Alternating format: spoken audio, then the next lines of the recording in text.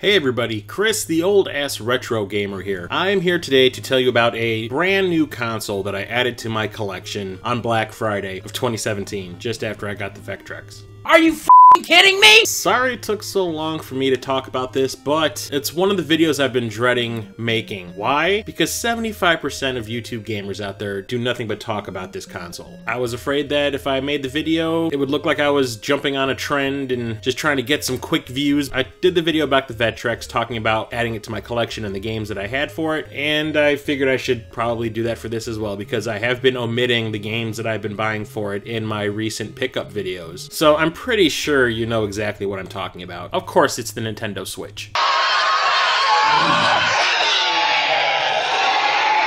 I picked this up at a Target on Black Friday. They had just gotten in a brand new shipment of these. I had not seen any in person since the console was released. I figured, now might be the time, since I already had a couple of games I had bought in anticipation of purchasing this console. So I jumped at it and I really like it.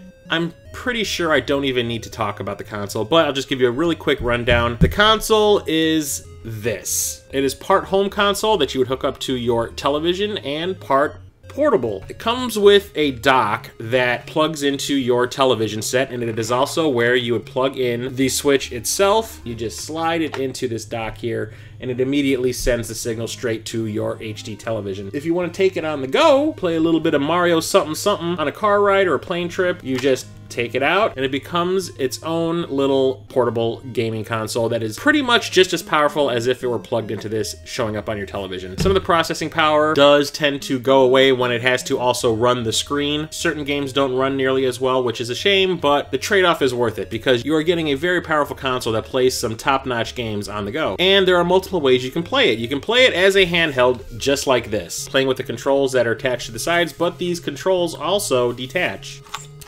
And this part also comes with a little stand on the back that lets you put this down on a table or whatnot. You can use these Joy-Cons as if they were Wiimotes, even turn them on their sides and use them as a standard little controller. So if that's not your bag, it comes with this controller attachment. You just slide these Joy-Cons right in,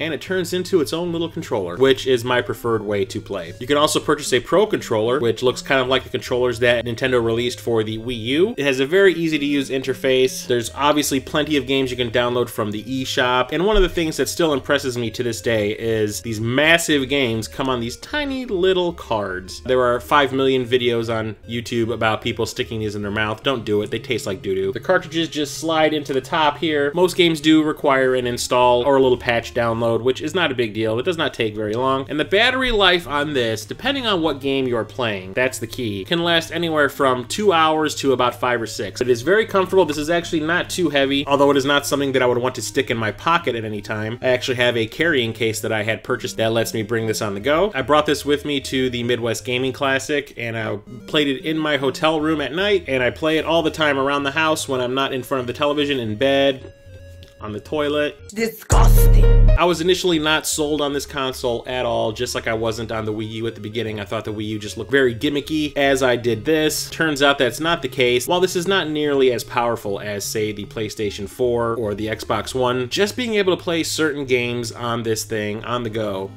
is impressive enough. But I am loving this console so far. So let's talk about the games. So as I mentioned before, I had bought a few games prior to actually owning the console because you never know how prices are going to be like 2 years into a console's lifespan. So I had picked up Has Been Heroes, which I was under the impression was a GameStop exclusive. Don't believe that was true, and now that I've played it, I can say that it is okay. It is kind of like a glorified mobile game. It's a roguelike strategy game. The gameplay reminds me a little bit of Plants vs. Zombies, where your characters are on the left side of the screen and there's enemies coming from the right and like these waves, and you have to alternate between what characters you have out to attack them before they actually come into contact with you. I don't foresee myself playing this all that often. Another is Puyo Puyo Tetris, and I wanted to get this because I was not sure how long this edition was going to be out there. It comes with a couple of keychains. One of them is a Puyo and one of them is a Tetris piece. And it is a really strange combination of both Puyo Puyo and Tetris. I didn't know how I was going to react to that. It sounded interesting. How do you mix those two things, which they kind of both play a little bit differently? Like Tetris is all about blocks, and then Puyo Puyo is about mixing these blob colors together. Well, let me tell you, it is both fun and frustrating at the same time. Mixing the two at first is kind of like, wow, this is like a whole new take on this drop-down puzzle game. And then after a while, you're just kind of like, God, I just kind of wish I was playing straight up Tetris or straight up Puyo Puyo. It has a 4-player multiplayer, so that seems like it would be great for parties, and probably punching somebody in the throat when they piss you off and drop a whole bunch of blocks on your side of the screen. I enjoy it. Like I said, if it was just a straight up Tetris or a straight up Puyo Puyo game, I'd probably play that more. And the other one is The Binding of Isaac Plus Afterbirth. This was one of the few games that I actually spent money on in Steam. I bought the original version of the game and I really liked it. It's like The Legend of Zelda, but really sick and twisted. He plays this kid who's abused by his religious mother, and she basically throws him in the basement. Since I've never beaten the game, I'm not sure if the things that are happening are real, or if his mother has driven him so crazy that he's just seeing all these crazy things going on in the basement that is kind of like these Zelda-type dungeons. This is one of the few Switch games that comes with a real manual, and this one is made to look like the Legend of Zelda manual because this game is like playing Legend of Zelda. This game plays like the version that I played on Steam, but it's not set up the same way, which kind of annoyed me. I thought this was just going to be a port, but apparently not. I guess this is based on like a follow-up or an update or whatever that was released on Steam, which I never played. But that's not to say it's not fun, because it is sick, it is twisted, and if you love Legend of Zelda, this is like the adult version of the original game. But that's not to say that once I bought the system, I did not go a little bit crazy. There was this little thing I discovered called Best Buy's Gamers Club Unlocked, a subscription service that you go through on Best Buy, and if you have this, you get these like deep discounts on games old and new. Kind of like the way Amazon Prime works for certain games, so I went absolutely nuts and bought a whole crap load of games, and plus I've had this thing since November of 2017. I'm recording this in August of 2018, so there's been some time between when I bought the system and now, so I've amassed kind of a decent collection. One game that I absolutely had to have was Ultra Street Fighter 2, The Final Challengers. It took Capcom, what, like 25 years to come up with another update to this game? Not that I'm complaining, because it is super awesome. The only problem is the characters that they added into this are nothing to write home about. It is just Evil Ryu and Evil Ken, and they have just been like darkened color-wise to set them apart from the original versions, and they don't play any different, so it's kind of like, eh, but still, getting to play a version of the original Street Fighter 2 with all these cool modes and everything added into it on a modern system was okay with me. Picked up Tiny Barbarian DX at a Toys R Us that was closing down, but from what I could tell, this is a side-scrolling retro game, kind of like Shovel Knight, and it's supposed to be like this old-school throwback, which I do enjoy to an extent, although I will admit I'm starting to get really tired of everyone and their mother making games that look like that. But whatever, I had to have at least one for this console. Well, I got another one. Cave Story Plus. This is this game that I've heard nothing but good things about for years. I know there's a version of this out for the 3DS. It was a Steam game or something like that. It was out for computers. And it is a side-scrolling platformer that is all retro-themed. This is another one of those rare games for this console that comes with an actual instruction manual. Other thing about this one that makes it so cool is it also comes with a mini little soundtrack with some selections of music from the game. When I first got the Switch, I was playing this game a lot. It is super fun. The music is catchy. It's kind of like Metroid, where you really have to explore in order to find all these different things that let you advance in the game. The more icons you get to upgrade your gun, the better your gun gets, but if you keep getting hit, it decreases, so there's a little bit of a light RPG touch. This is one of my favorite games I own for this console. Of course, I absolutely had to buy Super Mario Odyssey. This is one of those games I was playing in handheld mode most of the time. While playing this game, my Switch's batteries lasted for maybe 3 hours. I did play this one to completion. I didn't continue with the game once I beat it, where you have to keep on going around looking for more moons, but I did finish the main story of the game, which I will admit is fantastic. This is probably one of my favorite Mario Brothers games ever. The new mechanics with the hats and everything, and the costumes, and just the way everything works. New Donk City is pretty awesome. I love the fact that you got that mayor that's singing that song to you. At one point, it was just really cool.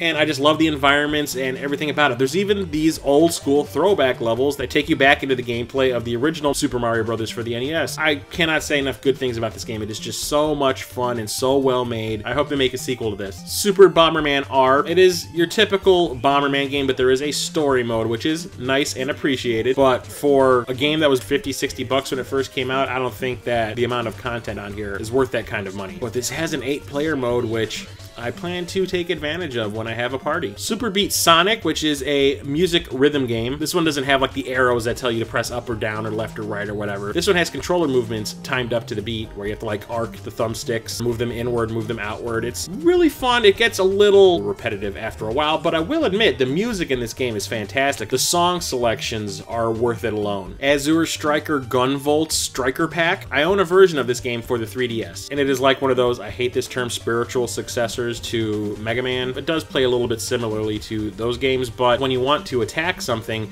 you have to tag it with your gun, and then you can do this like lightning attack to destroy the enemy. It mixes things up enough that it plays like Mega Man, but it isn't Mega Man, which is a good thing for me. The only thing is, the graphics on this look just like a 3DS game buffed up to a 65-inch screen. So everything's kind of blocky and pixely and kind of distorted and a little blurry, actually. But it does run at 60 frames per second, which is pretty nice. And it comes with all the DLC that was available for the 3DS version. It is pretty fun, and I think I only got this for like 20 bucks. Stern Pinball Arcade. I heard this one was getting kind of hard to find, so I went out and picked up a copy. Not just because of collectability, but because I actually do enjoy video game pinball, especially when it has Star Trek. That is life. There's a pinball machine out there that is based on the J.J. Abrams Star Trek movies. The arcade down the street from me actually has it, and it is awesome. So I figured playing it in video form would be just as great. So there's a lot of real-life pinball machines built into this game, such as the aforementioned Star Trek Vengeance, the premium version, AC/DC, Mustang, Harley-Davidson, the 3rd edition, Last Action Hero, Mary Shelley's Frankenstein, Starship Troopers, which is one that I used to play back in the day a lot, High Roller Casino, Ripley's Believe It or Not, Phantom of the Opera, and Ghostbusters. Mass hysteria! And this is just a very cool, casual type game. When you don't want to play anything that requires a massive time commitment, just pop this in, play a couple of pinball machines, and call it a day. Here's another game that I played extensively. Rayman Legends, the Definitive Edition. All the DLC, everything that was available for all the different versions of this game are built into this from the start. There's a new mode called Kung Foot, which is basically you kicking around a soccer ball trying to gather points. At first it looks like, what was the point of this? This is just so simple, but it becomes really addictive and really fun and time-consuming. Rayman Legends is one of those perfect platformers. It just has everything you could ever want in that type of game. The graphics are fantastic. It's like a living cartoon. The music is great. The control is just absolutely spot on. And there's these musical levels where everything you do is timed up to a song. And on top of that, there's multiplayer. What's not to like? This is the version to get. Sinemora EX. I was on the Game Tenants podcast with Church and Jason from Corpse Flood Gaming right around Christmas time, and we're talking about like our favorite games of the year. This was on my list. This is a side-scrolling shmup that has a really cool time element built into it where you don't really gather points, you gain time to complete a level, which is really cool. And on top of that, it is just a great shooter on its own, even without that mechanic. Outside of playing Cave Story Plus a lot when I first got my console, this is the other one I was playing a lot. Rime, which is an RPG. Haven't opened it yet, don't really have a lot of time to devote towards long RPGs at the moment. Once I start really slowing down on the collecting, I'm gonna dive into all of them, trust me. This one has a really cool art style, it's very cartoony, it looks almost like a more upscaled version of Out of This World, and I really enjoy that graphical style. And it also comes with a download code for the soundtrack, which is another plus for me because I loves me some video game scores. So once I get around to playing this, maybe I'll do a review. Portal Knights, which I do believe is a multi-plat, came out for all the other consoles that are out right now. Found this also at Toys R Us when they were closing down for a discount. And it says here that this is a randomly generated 3D sandbox action RPG adventure. That's really long-winded. Sounded interesting and fun, and plus since I only paid like $15 for it, I said why not? Poi Explorer Edition. I didn't really know a whole lot about this game going in. All I know is that it is like a 3D platformer, and it kind of looked a little bit like Mario 64. I watched a little bit of footage of it on YouTube, and I thought it looked fun. Haven't actually played it yet, but trust me, I'm going to get into it. It looked kind of adorable, so I said why not. Here's another one that I've been sinking a lot of time into recently. I actually pre-ordered this one. Church had done a review of this a year ago, maybe 2 years ago, but I think it was the Steam version. So when it was coming out for the consoles in physical form, because this has been out, I do believe, digitally on all the current platforms, but you know me, I'm all about the physical, so I had to pick up a copy of Owlboy. This is another one of those retro pixel art throwback games, but this one is a little different. This one is more of an adventure game. You play as this guy named Otis, who is an owl, and owls are protectors to the land, but he's kind of a misfit. His teacher really does not like him. I mean, really, I mean, you feel sorry for the guy because his teacher picks on him nonstop and calls him every name in the book that is synonymous with worthless. He has a friend that believes in him and thinks that he's like the greatest guy ever. You don't have any weapons available. The only attack you have is a spin maneuver,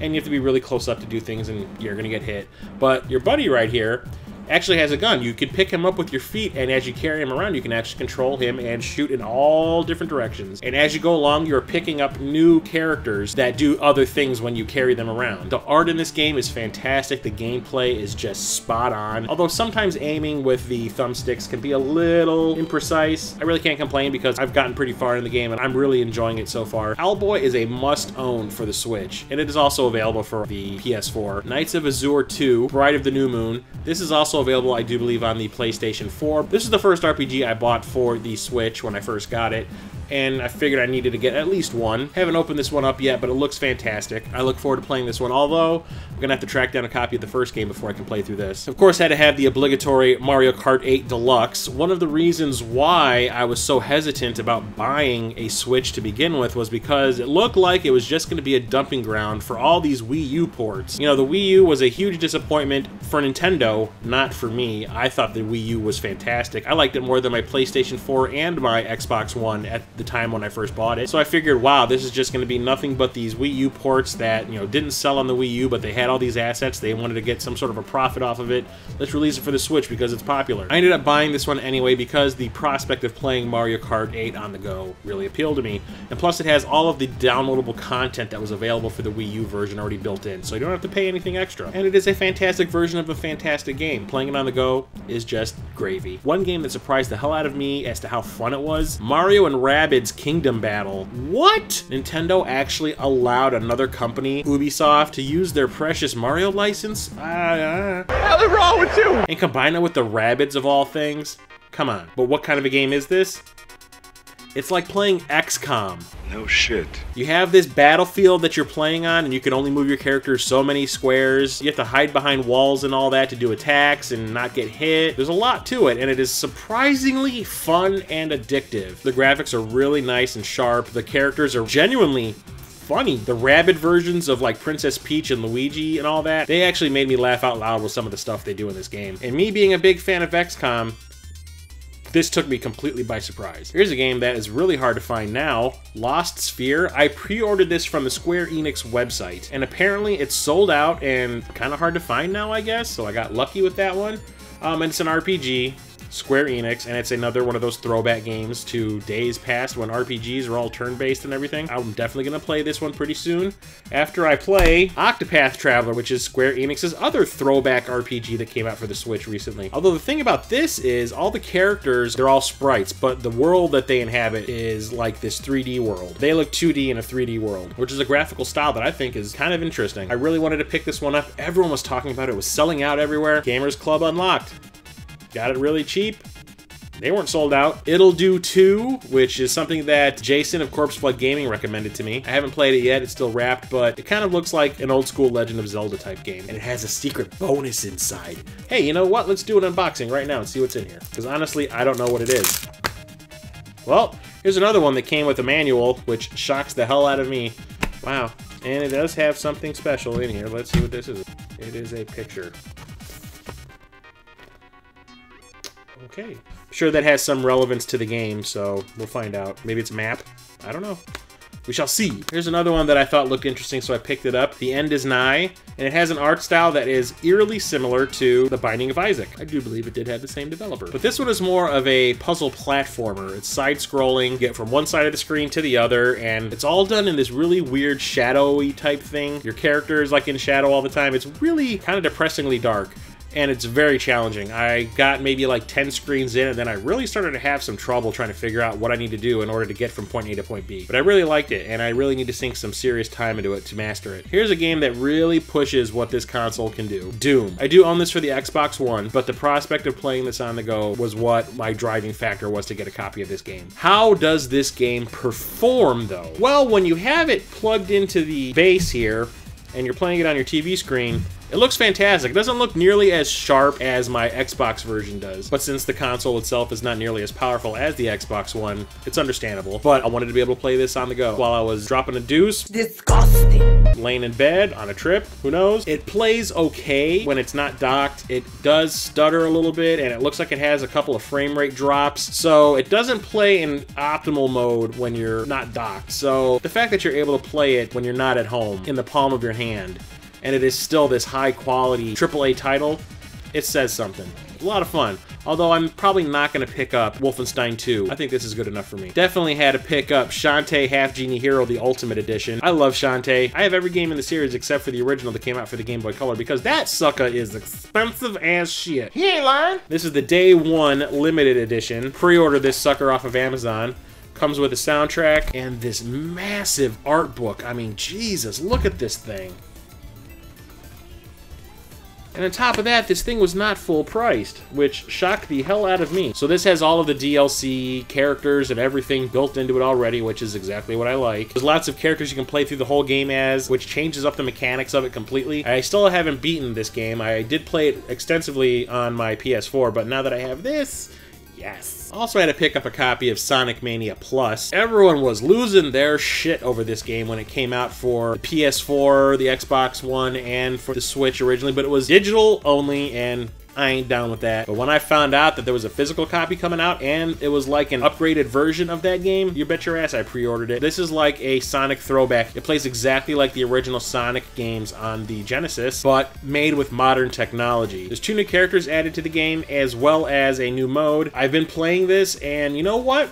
I have to say, this is probably one of the best Sonic games I've ever played next to Sonic CD and Sonic 2. It looks fantastic, it sounds fantastic, the play control is awesome. This was such a great purchase, and it wasn't that expensive either. And even though I'm not really a big, huge fan of this franchise, this version of this game is something that appealed to me greatly. Fire Emblem Warriors. This is basically Fire Emblem done as Dynasty Warriors, just as the same way that Hyrule Warriors was a Legend of Zelda version of that franchise. So it's a gigantic, epic, 3D beat-em-up with Fire Emblem characters in the Fire Emblem world. And this is the special edition. This thing comes with not only the game, but this gigantic character card set, a massive 3 CD soundtrack, and a big fold-out poster that has all of the different games on here and all the characters that are associated with them on here. I played this a little bit when I first got it, and I really enjoyed it just as much as I really enjoyed Hyrule Warriors. So this will be one of the Fire Emblem games I come back to a lot. And just like the PS4, there are specialty companies out there that are releasing games for this console already. And one of them is Strictly Limited. It's Brawlout. This game actually did get a release here in the States, and the reason I got this was when you got it through Strictly Limited, you got a few download codes for some exclusive items. I haven't played it yet, but this is basically Super Smash Brothers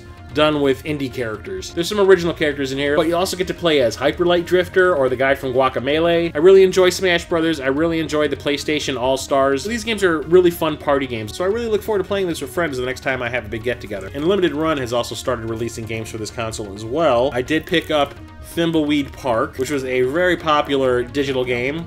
Never played it, obviously. It's a point-and-click adventure that looks a lot like Maniac Mansion, and I haven't played anything like that in a long time. I used to love Maniac Mansion back in the day on the NES, so this really appealed to me, and it looks like a cross between Maniac Mansion and the X-Files, so I'm all over it. And the other one is a game that I was really mad that I was not able to get when they released it for the PS4. Well, they ended up releasing it for the Switch. I jumped at it as fast as I could. Oceanhorn, Monster of Uncharted Seas. It's a Legend of Zelda throwback type of game, although done with modern graphics, and everyone was telling me how great this was. Now I can finally play this and see what all the hubbub's about. So that is my entire Switch collection so far. I have a few more games coming from Limited Run. They haven't arrived yet, but I look forward to when they do, even though a couple of them are kind of like, why did I buy that? Just like it happens with the PS4 versions. So far, I'm really enjoying my Switch. When I first bought it, I kept on saying to myself, why did you do that? You're probably only going to play this on the toilet, just like you do with your 3DS. Well, I do play it on the toilet. Disgusting. But it is so much more. I take this with me almost everywhere that I go. Sure, I wish they made the buttons bigger and a little more separated from the actual control sticks, but what can you do? It works, and I'm not really complaining. I still like my Wii U more, but I'm not knocking this at all. This is just slightly below my Wii U. I still love my Wii U. I'm still wondering why a lot of the major YouTubers can't stop talking about this. Is it cool? Yes. Is it trendy? Yeah. I'd still rather just talk about my PS4 because you know what? I play that a hell of a lot more than I play this. But like I said, I'm not sad that I bought it. It is a really impressive piece of technology. So that's it. Do you have a Switch? Obviously you do. Almost everybody has a damn Switch. I'm the one who was late to the party on that one. What are your favorite games for this console? So far, I am really, really enjoying Owlboy the most. And Mario Odyssey was fantastic as well. What other games do I need to look for this console to add to my collection? Because, I mean, I do have a lot of stuff, but I mean, come on. You know how many games are available for this console already? It's hard to keep up. What's a collector to do? So let me know your thoughts on the Switch in the comments below. I hope to hear from you soon. And until next time, I'm Chris the Old Ass Retro Gamer signing off.